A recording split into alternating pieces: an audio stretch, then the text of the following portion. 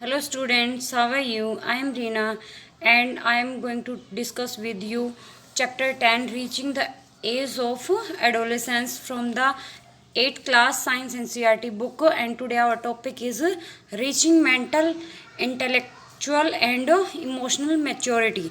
यानी कि हमने पिछली वीडियो में पढ़ा था कि जो प्यूबर्टी होती है वो उसके जो प्यूबर्टी के अंदर जब चाइल्ड है, मतलब जब हम जाते हैं चाइल्ड से प्यूबर्टी के अंदर, हम एज में क्रॉस एंटर करते हैं तो हमारी बॉडी लैंग्वेज के अंदर क्या क्या चेंजेस आते हैं हमने पढ़ा था भाई। जैसे हमारी हाइट इंक्रीज होती है, ठीक है, हाइट इंक्रीज होती है। सेकंड क्या था कि भाई हमारी वॉइस जो है लड़कों की थोड़ी सी मोटी होती है एज़ कम्पेयर टू गर्ल्स। भी गर्ल्स की हमारी पतली होती है। जो हमारे रिप्रोडक्टिव सिस्टम होते ऑर्गन होते हैं उनका भी क्या होता है प्रॉपर क्या होता है ग्रोथ हो जाती है। अब लास्ट टॉपिक है हमारा reaching mental intellective and emotional maturity. यानी कि जब हम इसमें जाते हैं एडोलेसेंस की एज का जो पीरियड है उसमें एंट्री करते हैं तो हमारे जो माइंड के अंदर, यानी कि पहले हम डिसीजन लेने के कैपेबल नहीं होते, ठीक है। और जो हमारे अंदर जो इमोशनल वो होती है, इमोशनल अटैचमेंट होती है किसी के प्रति, वो इतनी एक्यूरेट नहीं होती। हमें इन चीज़ों का की जो क्रिएशन है वो इसी एज के अंदर हमारे अंदर ये क्रिएट होते हैं भी, जो हार्मोन्स के थ्रू हमें मतलब हमारे माइंड को ये मैसेज डिलीवर करते हैं। तो कहता है कि adolescence is also a period of change in a person way of thinking. कहता है कि एडोलेसेंस की इस पीरियड टाइम के अंदर जब चेंज होता है कि पर्सन के अंदर, यानी कि एक इंसान के अंदर सोचने का जो तरीका है वो चेंज होता है भी। Adolescent are more independent than before and are also self conscious. intellectual development take place and they tend to spend considerable time thinking. कहता है कि जब ये एज आती है एडोलेसेंट जो भी पर्सन होता है वो मोर इंडिपेंडेंट हो जाता है, यानी कि उसके अंदर जो सोचने की, समझने की और अपने प्रति जो डिसीजन लेने की जो पावर होती है वो बढ़ जाती है भाई। यानी कि उसको अपने ऊपर विश्वास हो जाता है कि जो मैं डिसीजन ले रहा हूँ, जो मैं सोच रहा हूँ, पॉजिटिव थिंकिंग जो होती है उसके अंदर क्रिएट हो जाती है इस एज के अंदर। और वो डेवलप होते टेक प्लेस, मतलब जो उसके बात करने का तरीका है, किसी की कन्वे को समझने की जो अपीयरेंस है वो उसमें डेवलप हो जाती है। और कंसिडरेबल टाइम थिंकिंग, और वो अपने हिसाब से अपने मतलब जो डिसीजन है वो सोचने लेने के कैपेबल हो जाता है भी इस चीज़ में। In fact it is often the time in one's life when the brain has the greatest capacity for the learning. In fact इस मतलब कहता है कि इनफैक्ट जो ब्रेन होता है, जो दिमाग होता है इस एज के अंदर बहुत ही पावरफुल हो जाता है। यानी कि उसके अंदर जो मेमोरी पावर होती है वो शार्प होती है, बहुत ज़्यादा शार्प होती है। यानी कि उसकी जो सोचने की, समझने की और याद करने की जो कैपेसिटी है वो बहुत ही ज़्यादा हो जाती है, ग्रेटर कैपेसिटी होती है। यानी कि उसका दिमाग बहुत ज़्यादा पढ़ सकता है, पढ़ी हुई बातों को याद रख सकता है। उनकी उसकी जो कैपेसिटी होती है वो बहुत ज़्यादा होती है लर्निंग की, समझने की, सीखने की। इस एज के अंदर सबसे ज़्यादा हम सीख सकते हैं किसी चीज़ को समझ सकते हैं, ठीक है, प्यूबर्टी की एज के अंदर। तो कहता है some time they an adolescent may feel insecure while trying to adjust to the change in the body and mind. कहता है कभी कभार ऐसा भी होता है जो एडोलेसेंट्स की जब एज में अंदर जब हम एंट्री करते हैं, हमारी बॉडी के अंदर जो चेंजेस आते हैं उन चेंजेस को देखकर हमारा माइंड और हमारी बॉडी जो है एकदम से तो भाई कोई एडजस्ट नहीं होता, उसको भी एडजस्ट, जैसे हम नए घर में ही कभी शिफ्ट होते हैं। फॉर एग्जांपल अगर हम सोच के चले कि हमारा घर, जैसे पापा की, किसी के पापा जॉब करते हैं तो अगर वो पोस्टिंग हो जाती है तो जब दूसरी जगह वो एडजस्ट हो जाते हैं तो उस घर के अंदर भी उनको एडजस्ट होने में कुछ टाइम लगता है, थोड़ा सा इनसिक्योर फील होता है। और पर कुछ चेंजेस होते हैं भी, वहाँ का एनवायरनमेंट कुछ होता है, वहाँ के घर की जो बनावट है, स्ट्रक्चर अलग होती है, ठीक है। तो ऐसे बहुत सारे चेंजेस हमारी बॉडी के अंदर भी आते हैं और हम उन चेंजेस को लेकर उसमें एडजस्ट होने से पहले, मतलब धीरे धीरे हम एडजस्ट हो जाते हैं, लेकिन उससे जब भी हमारी बॉडी के अंदर ये चेंजेस आते हैं थोड़ा सा हम इनसिक्योर फील करते हैं। हमारे माइंड में क्या होता है, थोड़ी सी इनसिक्योरिटी आती है खुद को लेकर और हम धीरे धीरे अपने आप को एडजस्ट कर लेते हैं। But an adolescent learner you should know that there is no reason to feel insecure. कहता है कि लेकिन ऐसा एडोलेसेंट की एज में क्या होता है कि ये सीखने की एज होती है, लर्नर बोले ना, तो ये जो एडोलेसेंट्स की एज होती है वो सीखने की उम्र होती है। इसके अंदर ऐसा कोई रीज़न नहीं है जो कि हम जिसकी वजह से हम अपने आप को इनसिक्योर फील करें, क्योंकि ये चेंजेस जो होते हैं वो प्रकृति का एक हिस्सा है जो लगातार हमारे अंदर ग्रो करता है। The changes are a natural part of growing up, यानी कि एक प्रकृति का एक हिस्सा है जिसके अंदर हमारी बॉडी के अंदर चेंजेस आते हैं और हम ग्रो कर पाते हैं। ठीक है, क्योंकि एक इंसान के अंदर तो ये चेंजेस होते नहीं, भी सेवरल इंडिविजुअल के अंदर ये चेंजेस होते हैं। तो जैसे जैसे हम दूसरों को देखकर अपने आप को फिर एडजस्ट कर लेते हैं भी। फिर इसके बाद आता है सेकेंडरी सेक्सुअल करेक्टरिस्टिक। इसको सेकेंडरी सेक्सुअल करेक्टरिस्टिक क्यों बोला गया बेटा? क्योंकि फर्स्ट जो होते हैं वो क्या होते हैं, हमारी बॉडी के अंदर जो चेंजेस दिखने वाले होते हैं वो वाले होते हैं सेक्सुअल करेक्टरिस्टिक, यानी कि हम सेक्सुअल जो करेक्टर होते हैं, यानी कि जीन्स, फॉर एग्जांपल जीन्स लगा लो, करेक्टर लगा लो, जैसे डीएनए वगैरह है, इनके अंदर चेंजेस आना, हार्मोन्स हैं इनके अंदर चेंजेस आना, ये हमारे सेकेंडरी चेंजेस बोला गया इनको। क्योंकि प्राइमरी तो हमारी बॉडी है, जो फिजिकल जो हमें चेंजेस दिखाई देते हैं, जैसे हमारी ग्रोथ होती है वो हमें दिखाई देती है। ठीक है, सेकंड क्या है कि जो सेकेंडरी चेंजेस इसलिए बोला गया क्योंकि इसको हम इनडायरेक्टली नहीं देख सकते, लेकिन हाँ हमें पता चल जाता है कि हमारी बॉडी के अंदर कौन कौन से चेंजेस होते हैं, क्योंकि ये हार्मोन्स नहीं, ये जीन्स चेंजेस हैं। You have learned in chapter 9, आपने चैप्टर 9 में पढ़ा था that testes and ovaries are the reproductive organ. हमने क्या पढ़ा था भाई? टेस्टिस और जो ओवरी होती हैं वे क्या होते हैं? रिप्रोडक्टिव ऑर्गन होते हैं। टेस्टिस किसके रिप्रोडक्टिव ऑर्गन है? हमारा मेल का। ठीक है, और जो ओवरी होती है वो हमारे किसके रिप्रोडक्टिव ऑर्गन होते हैं? फीमेल के भी। ठीक है, मेल के अंदर दो टेस्टी होती हैं, फीमेल के अंदर 2 ओवरी होती हैं, जो क्या प्रोड्यूस करती हैं? मेल जो होता है वो क्या रिप्रोड्यूस करता है, यानी कि किसका सिंथेसाइज करता है? स्पर्म का। ठीक है, और जो हमारी ओवरी है जो फीमेल के अंदर होती है वो एग का सिंथेसाइज करती है, एग को रिप्रोड्यूस करती है, रिलीज करती है। फीमेल जो है 1 मंथ में 1 एग को रिलीज करती है, लेकिन जो मेल है वो मिलियंस की संख्या में किसको? स्पर्म को रिलीज करता है। ठीक है भाई, ये हमने क्लास 8th क्लास में 9th चैप्टर में हमने पढ़ा था भी। तो कहता है they produce the gametes that is sperm and ओवा। ये कौन से गैमेट रिप्रोड्यूस करते हैं भाई? प्रोड्यूस करते हैं जिनको हम मेल स्पर्म करता है और फीमेल ओवा या ओवम या फिर एग, इसको तीनों नामों से जाना जाता है। In girls breast begin to develop at puberty, यानी कि जब गर्ल्स के अंदर प्यूबर्टी की एज स्टार्ट होती है तो सबसे पहले वो जो चेंज दिखाई देता है गर्ल्स के अंदर वो ब्रेस्ट का होता है, यानी कि उनकी ब्रेस्ट डेवलप होने लग जाती है भाई। और जो बॉयज़ के अंदर होता है and boys begin to grow facial hair, और बॉयज़ के अंदर क्या होता है? फेशियल जो हेयर होते हैं वो ग्रो कर जाते हैं भी, यानी कि फेस पे दाढ़ी मूंछ आ जाती है।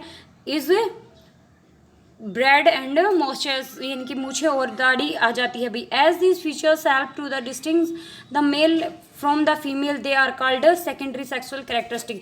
ये क्या करते हैं भाई? ये मेल और फीमेल यानी कि लड़के और लड़की का के बीच का जो अंतर है उनको समझाने में हमारी हेल्प करते हैं, इसीलिए इनको सेकेंडरी सेक्सुअल कैरेक्टरिस्टिक बोला गया है भी।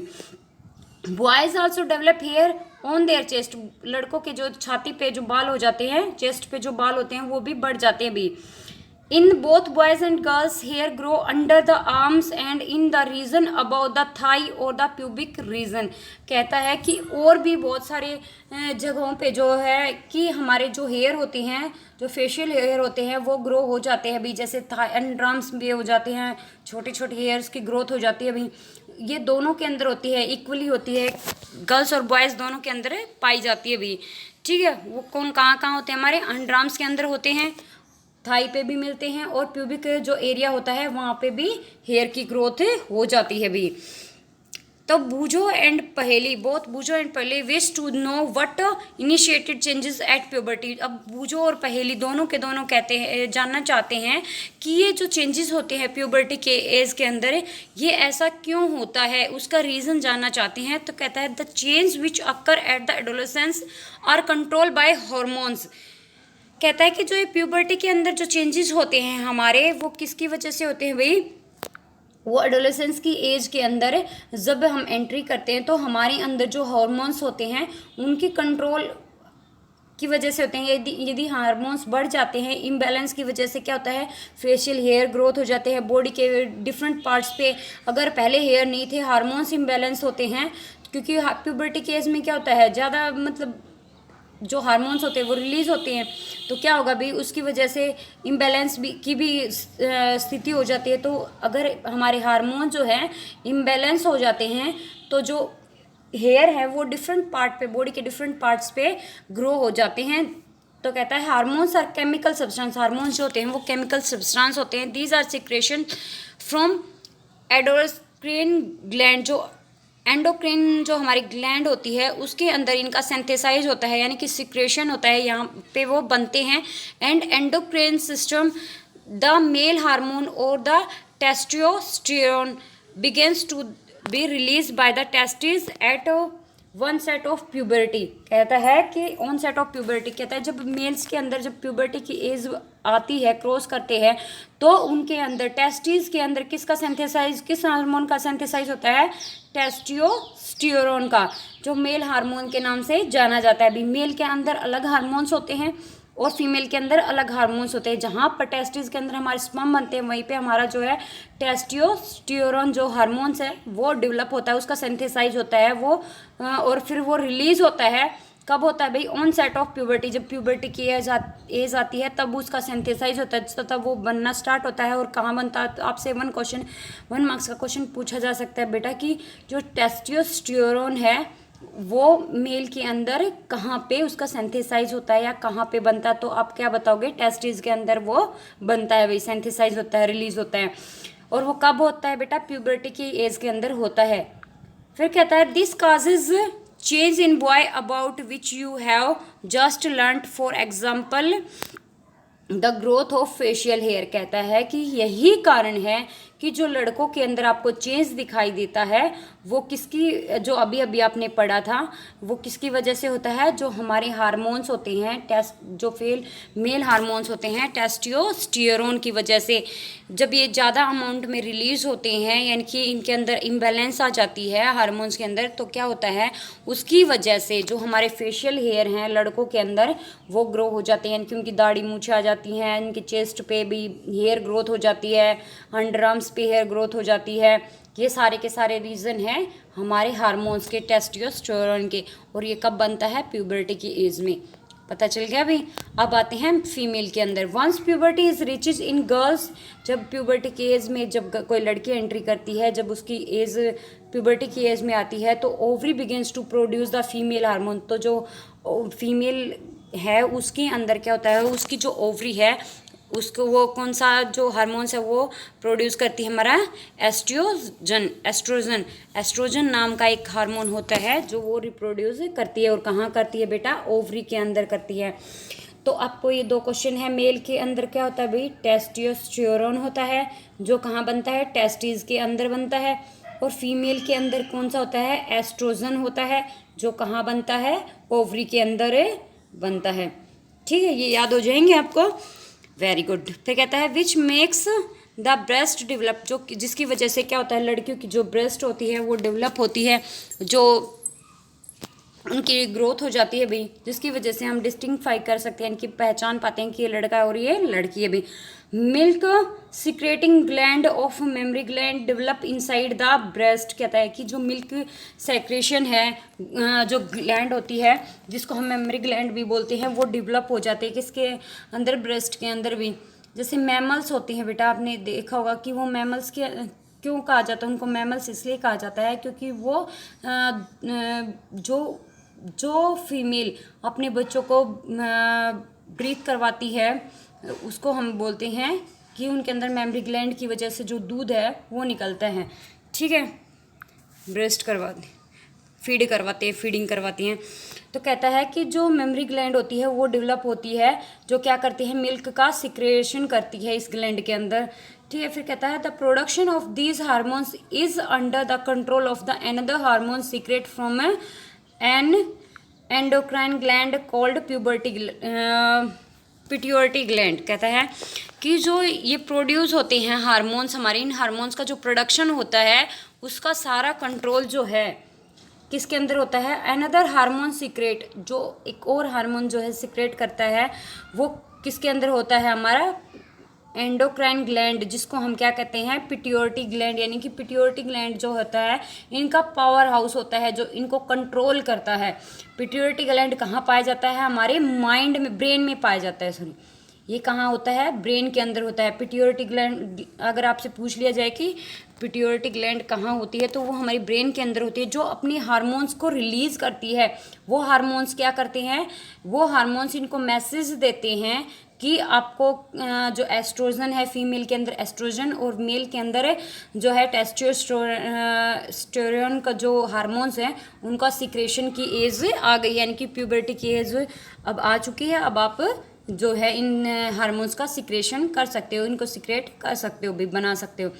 तो प्यूबर्टी क्या होगा, इसका पावर हाउस होगा, यानी कि कंट्रोलर होगा। मेन कंट्रोलर कहाँ मिलता है, हमारा पिट्यूटरी ग्लैंड के अंदर, जो हमारी ब्रेन के अंदर पाई जाती हैं, जो इनको मैसेज देती है। भी हमने पहले पढ़ा था कि इससे पहले जो वीडियो थी उस टॉपिक में पढ़ा था कि जो हमारी एंडोक्राइन ग्लैंड होती हैं उनकी अपनी खुद की ओविडक्ट नहीं, मतलब उनकी कोई डक्ट नहीं होती, तो वे क्या होंगे भाई, डक्ट के थ्रू ही हमारे क्या होते हैं, स्पर्म वगैरह जो हार्मोन्स है वो रिलीज होते हैं। तो वो क्या, ये उनके अंदर डक्ट प्रेजेंट न होने की वजह से ये क्या करती हैं, अपने जितने भी हार्मोन्स होते हैं उनको किसके थ्रू भेजती है भाई, ये ब्लड के थ्रू भेजती है भाई, ठीक है, ये ब्लड के थ्रू मैसेज भेजती है। तो इसी तरह हमारी पिट्यूटरी ग्लैंड जो है वो इनको मैसेज डिलीवर करती है हमारे ब्लड वेसल्स के थ्रू, ब्लड वेसल्स के थ्रू जो है ये इनको मैसेज भेजती है। इसके बाद इनका सिंथेसाइज होता है फीमेल के अंदर, ओवरी के अंदर एस्ट्रोजन का, और जो मेल होते हैं उनके जो टेस्टिस होती हैं उसके अंदर है किसका भाई, टेस्टोस्टेरोन का क्या होता है, प्रोडक्शन होता है या फिर सिंथेसाइज होते हैं।